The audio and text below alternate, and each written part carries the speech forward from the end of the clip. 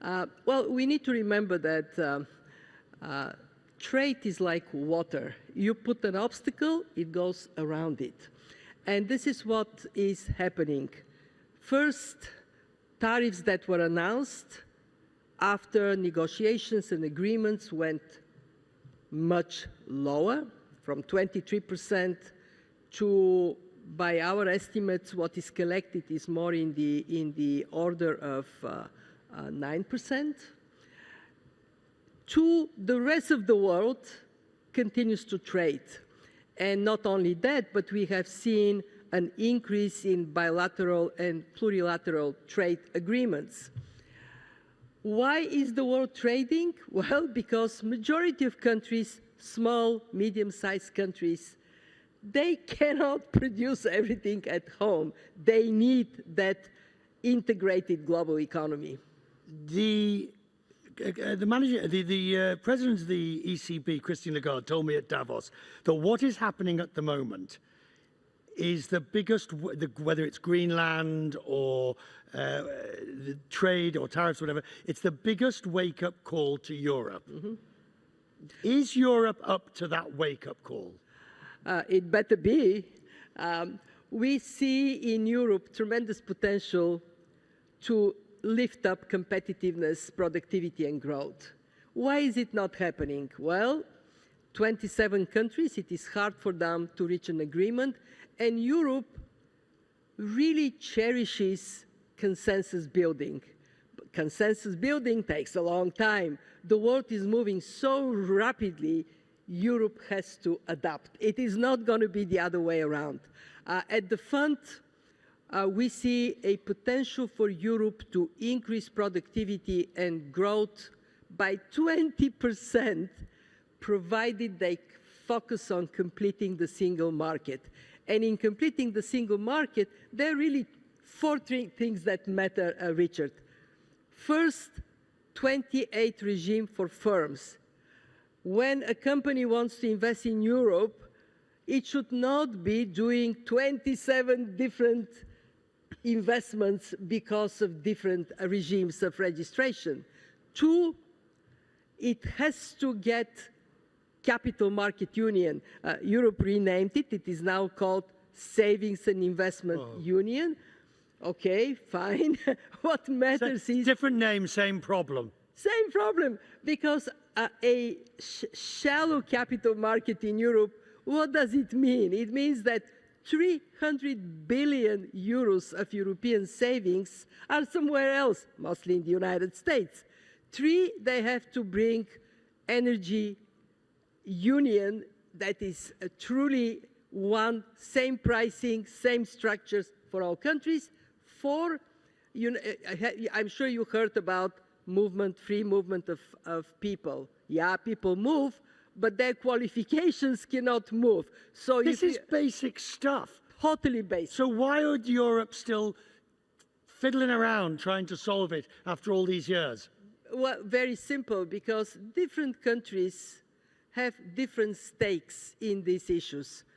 Some are against the Capital Market Union because they like banks doing business rather than the capital markets.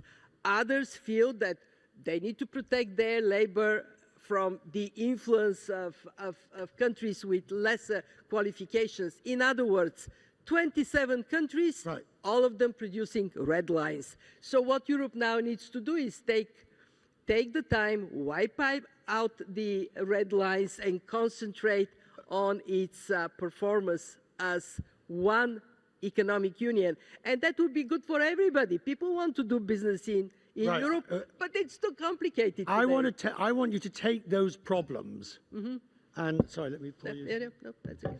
I want you to take those problems and relate them to the Gulf, because the GCC has played around with many of the same concepts, and single currencies right the way through to free markets, labor, but it's unwilling to go the next steps.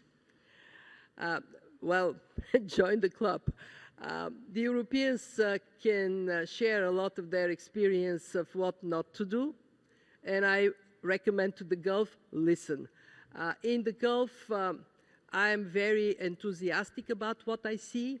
Much more interest in harmonization of regulations, more collective decision-making, more focus on interregional trade. Potential for that is huge. And the Gulf is now thinking about institutions, how to make the Gulf Cooperation Council a more impactful institution.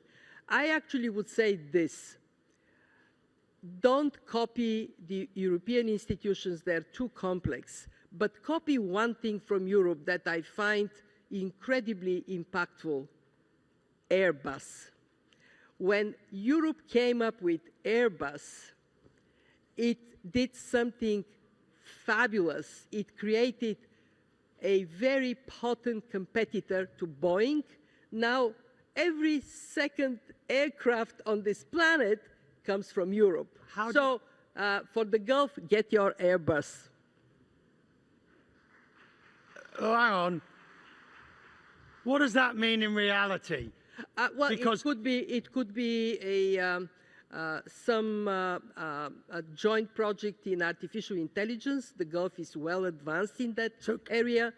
I don't know what it would be. What I do know is that it makes a huge difference in how you integrate your economy when you have that common project. How do you get over the sovereignty question, which can also be, in my words, not yours, the ego question? Because Europe is now having to come with AI that you can't have 27 champions. You're going to have to decide who's going to be the European competitors to the Mag 7 of the United States. It is very difficult. I am not going to sugarcoat it.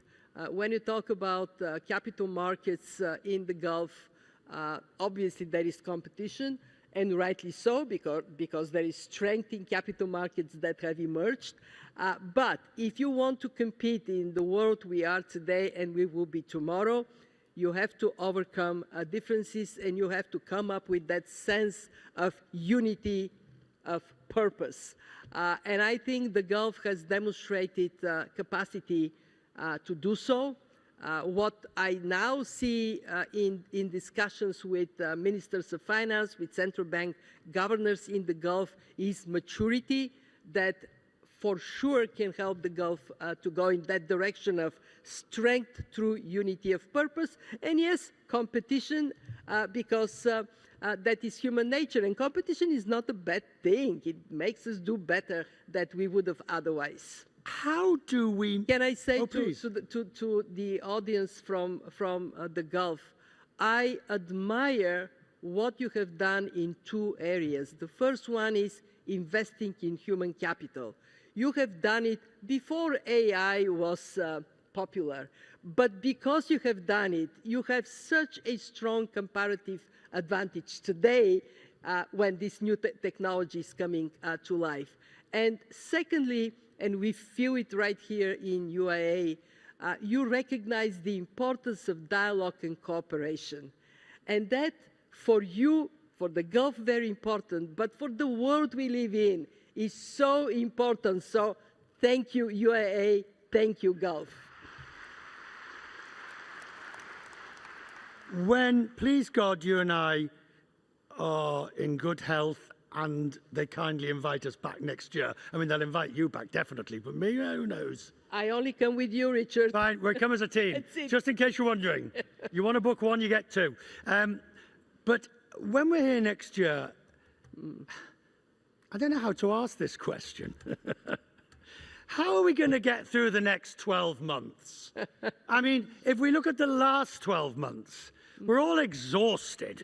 We don't know where we stand. Even my own company, I don't know who's going to own me this time next year. How are we going to get through? I'll tell you how I get through all the tensions around. I hug my family.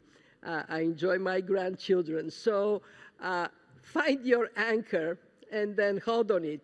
But on a more serious note, I have been saying this now for more than 5 years.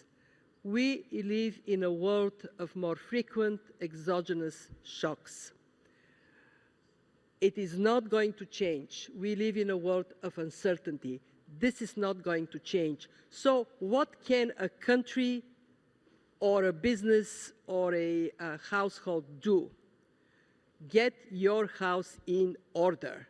Get your economy in the best possible order. Have good policies, good institutions, make allocation of financial resources thoughtfully, and don't rely on the rest of the world to somehow come to your rescue. And of course, cooperate with your neighbors, build bridges, because that is how we can all as humanity do better.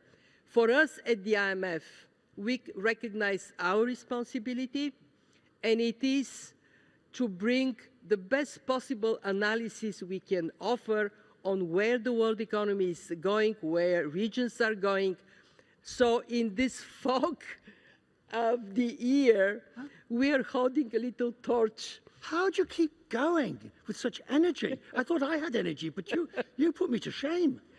I would answer honestly, my institution is set to deal with crisis. So we are really blessed with a lot of work. Thank you very much. The Managing Director. Thank you.